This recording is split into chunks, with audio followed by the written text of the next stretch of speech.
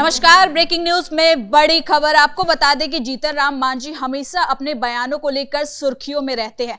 एक बार फिर से उन्होंने एनडीए सरकार पर राज्यसभा सीट को लेकर दबाव बनाने की कोशिश की थी, जिस पर अब उनके बेटे की प्रतिक्रिया सामने आई है। उन्होंने कहा है कि राज्यसभा की सीटें ऐसे ही नहीं मिल जाती, इन सब को लेकर सार्वजनिक मंच का इस्तेमाल नहीं बल्कि आपस में बैठ के बातचीत की जानी चाहिए। तो क्या है ये पूरी खबर, इसी पे ज्यादा अपडेट के साथ मेरे साथ मौजूद है कैपिटल टीवी के एग्जीक्यूटिव एडिटर राजीव सिंह जी। तो सर, मांझी को उनके बेटे ने ही प्रतिक्रिया दे दी। अब तो देखिए, जीतन राम मांझी कोई आज नया बयान नहीं दे रहे हैं। जहानाबाद में 2 दिन पहले गए थे और उन्होंने सार्वजनिक मंच पर राज्यसभा सीट को लेकर एक तरह से देखा जाए तो एनडीए को एक मैसेज दिया था, और कहीं ना कहीं वो मैसेज से ज़्यादा अपनी खुद की वो इच्छा बता रहे थे कि हमें एक राज्यसभा सीट दे दीजिए, और इनडायरेक्टली उन्होंने धमकी भी दिया था। अब इसी को लेकर संतोष सुमन जो उनके बेटे भी हैं, हम के राष्ट्रीय अध्यक्ष भी हैं, और बिहार में लघु जल संसाधन मंत्री भी हैं, संतोष सुमन इस पूरे चीज़ को भांप गए कि पिताजी गड़बड़ करने वाले हैं। गड़बड़ ठीक उसी तरह से जब आप याद कीजिए 17 मई 2014 को जब लोकसभा चुनाव के बाद जो रिजल्ट आया, और उसके बाद जब देखा नीतीश कुमार ने कि हमें सीटें उस तरह से नहीं मिली, तो उन्होंने नैतिक जिम्मेदारी लेते हुए इस्तीफा दे दिया मुख्यमंत्री पद से। और इसके बाद उन्होंने साफ साफ कहा जिसे जो करना है करे। और उस समय सोचिए कि विजेंद्र यादव, नरेंद्र नारायण यादव और उसके अलावे आपको अन्य बड़े कद्देवार नेता भी थे, शरद यादव तक का भी नाम आया मुख्यमंत्री कुर्सी के तौर पर कि इनको बैठाया जाए। लेकिन नीतीश कुमार ने जीतन राम मांझी को चुना और उनको सीएम बना दिया। लेकिन जीतन राम मांझी को जो एक चुल मची थी, जो एक कुछ कार देता है ना बोलने के लिए, तो बोलना स्टार्ट कर दिए, तो 9 महीना भी कुर्सी पर नहीं काबिज रहे। और आज जो संतोष सुमन कह रहे हैं वो उसी चीज़ से डरे हुए हैं कि फिर पिताजी केंद्रीय मंत्री का पद फिर इस बार भी न गवा दें, वो कुछ ऐसा बोल दे फिर से उनसे उनका जो पद है वो कहीं छिन जाए। बोल ही रहे हैं और बोलते ही आ रहे हैं। तो केंद्रीय मंत्री कुर्सी जाएगी, राज्यसभा सीट तो वैसे भी नहीं मिलनी है आपको, ऊपर से जो बिहार में आप लघु जल संसाधन मंत्री हैं संतोष सुमन जी, वो भी जाएंगे, और इधर चुनाव होना है नहीं 5 साल तक, केंद्र में भी चुनाव 4 साल तक नहीं है, तो सब मटिया मेट कर देंगे। जिस भ्रम में जीतन राम मांझी हैं कि दलित वोट दलित वोट दलित वोट, तो ये भ्रम से बाहर निकल के इनको देखना चाहिए कि इस बार जो मैंडेट मिला है वो एनडीए को दलित वोट की जाति के आधार पर नहीं मिला है, काम के आधार पर मिला है। जाति के आधार पर मिलता तो महागठबंधन की ये स्थिति नहीं होती कि 35 सीटों पर सिमट गई होती। जाति के आधार पर होता तो 15-16% यादवों वाले, एक तरह देखा जाए तो राजद की स्थिति इतनी बुरी नहीं होती कि 25 सीटों पर सिमट गई होती। तो जीतन राम मांझी इस भ्रम से बाहर निकलेंगे तभी वे बयानबाजी बंद करेंगे। क्योंकि देखिए, जीतन राम मांझी का पुराना इतिहास रहा है। एक समय वो कहते थे चूहा मार के खाने को लेके कि मैं भी चूहा खाता हूँ, उसके बाद वो बयान देते हैं कि दलित वोट की ताकत के लिए अंतर्जातीय विवाह जरूरी है। फिर कहते हैं कि भाई मैंने बिजली का बिल घूस देकर कम कराया। उनका ये भी बयान अभी 4 दिन पहले ही वायरल हुआ था कि किसी कैंडिडेट को उन्होंने डीएम को फोन करके जिता दिया था। उसके बाद डॉक्टर का कुछ गड़बड़ किए तो उनका हाथ काट लेंगे, इस तरह के बयान दिए थे। तो इनका पूरा राजनीतिक इतिहास जो देखा जाए जीतन राम मांझी का, तो विवादों से कहा जाए या विवादित बयानबाजी से पटा पड़ा है।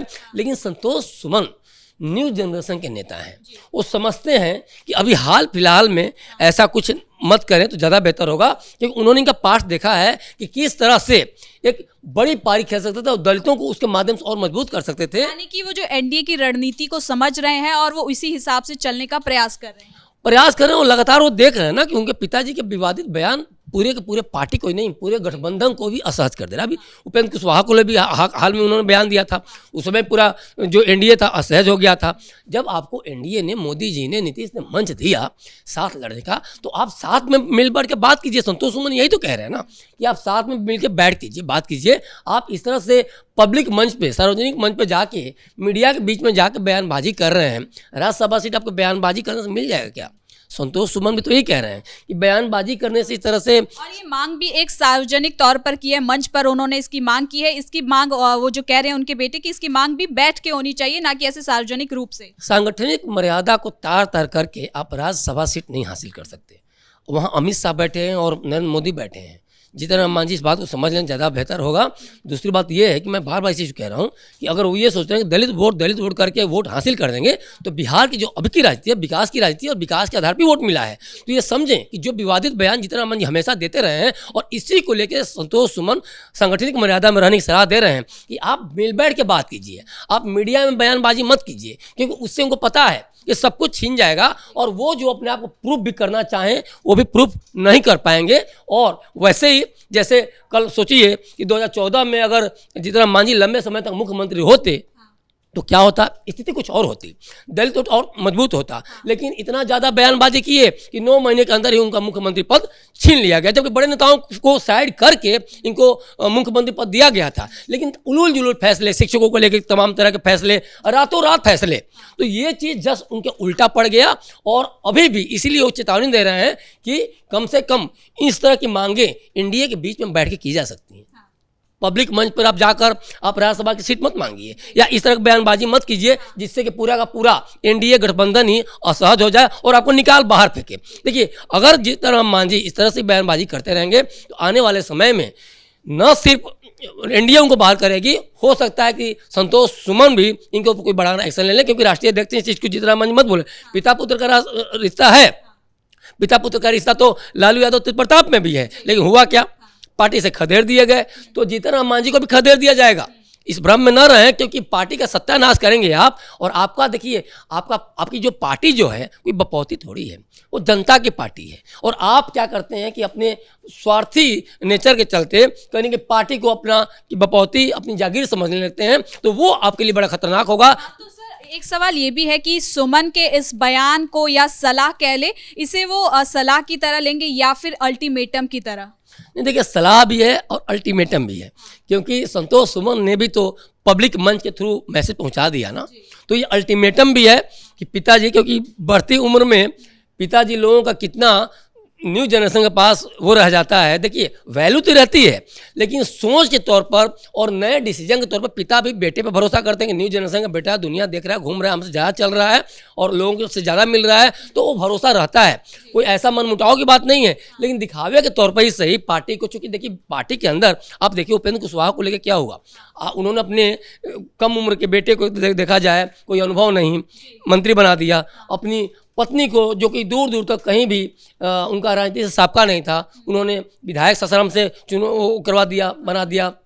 उसके अलावा जो बहू हैं साक्षी मिश्रा, उनको क्या था कि राजनीति में कुछ अनुभव नहीं, लेकिन अब धीरे धीरे राजनीति का पूरा घरा पढ़ा रहे हैं ताकि उनको भी राजनीति में वो कर दें।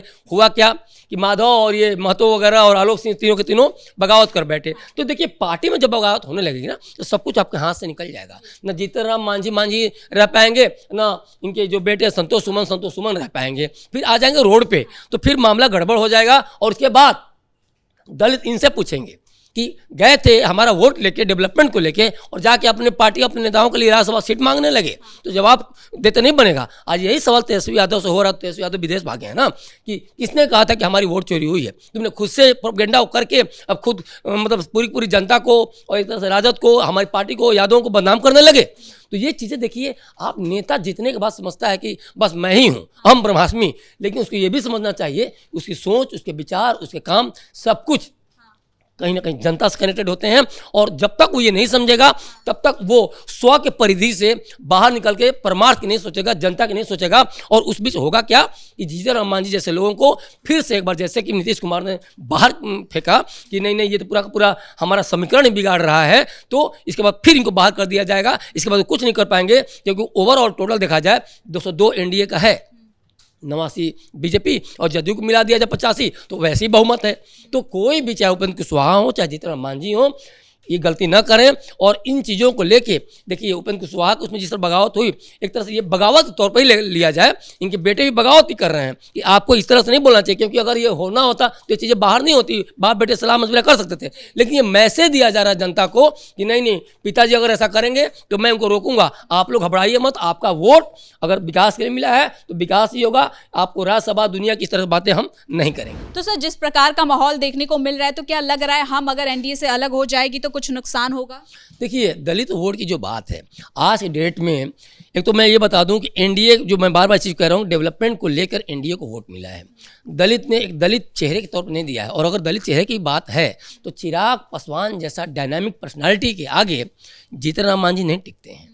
तो आज की डेट में देखा जाए तो युवा अपना सबसे बड़ा नेता अगर दलित युवा देखा जाए तो चिराग पासवान को मानता है। और चिराग पासवान को इस सिर्फ दलित की बात नहीं है, चाहे वो अगड़ी जाति हो या पिछड़ी जाति हो या फिर अल्पसंख्यक हो या फिर दलित हो, सब के सब वोट देते हैं, क्योंकि उनकी जो थॉट है वो बड़ी प्यारी लगती है, बड़ी प्रगतिशील थॉट है, प्रोग्रेसिव थॉट के वो हिमायती हैं, पहली बात। दूसरी बात, संख्या के लेवल पर देखें, जीतन राम मांझी के आने जाने से कोई अंतर नहीं पड़ता है, 5 विधायकों को आने जाने से कोई अंतर नहीं पड़ता है, प्रचंड बहुमत मिली हुई है और सरकार धड़ल्ले से चलेगी और शानदार तरीके से 5 साल काम करेगी। इसीलिए तो संतोष सुमन जो एक तरह से अल्टीमेटम दे रहे हैं, हिदायत दे रहे हैं जीतन राम मांझी को, वो इसलिए दे रहे हैं कि किसी भ्रम में मत रहिए, बार बार धमकी देंगे, वैल्यू कम होगी और हो सकता है 6 महीने साल भर जाते जाते आपको बाहर फेंक दिया जाए, यहाँ से गठबंधन से निकाल दिया जाए। और इसीलिए संतोष सुमन ने एक तरह से हिदायत दी है। बहुत बहुत धन्यवाद सर इन तमाम जानकारी के लिए। यानी कि संतोष सुमन ने अपने पिता जीतन राम मांझी को ये सलाह दी है कि सार्वजनिक मन से वो मांग ना करे, अगर उनको किसी चीज की डिमांड है तो आपस में बैठ के बातचीत करे, आपसी सलाह करे, उस चीज का हल निकल सकता है। ब्रेकिंग न्यूज में इतना ही। कैमरा पर्सन राजकुमार के साथ मैं सृष्टि शाह।